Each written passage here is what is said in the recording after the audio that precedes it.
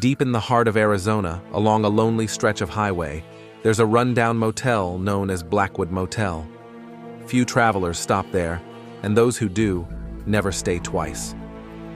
The locals whisper about a dark presence, a shadowy figure that appears in the dead of night, watching, waiting. Daniel Carter had been driving for hours, exhaustion weighing on him like a heavy blanket. His phone had no signal, and a storm rumbled in the distance.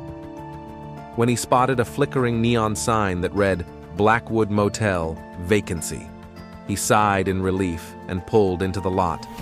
The motel was small and old, its once white paint peeling, windows dark and lifeless.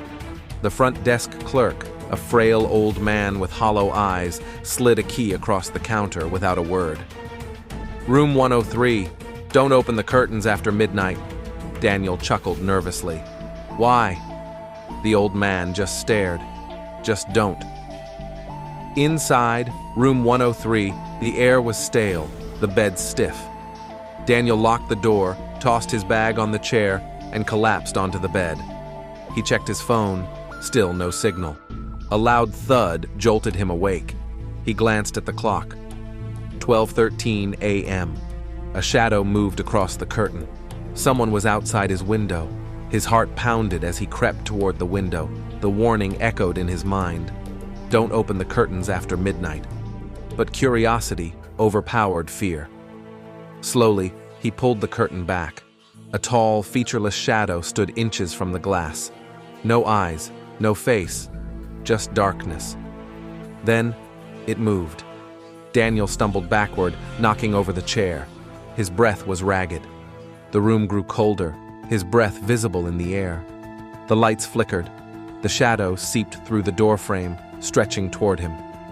"Leave!" Daniel gasped, grabbing his car keys. The TV turned on, static. A whisper slithered through the room. "You shouldn't have looked."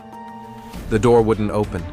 The shadow loomed over him, its form shifting, growing hands, claws. It reached for his throat, and then silence. Daniel woke up in his car, parked miles from the motel. His phone had full signal. The Blackwood Motel? Nowhere in sight.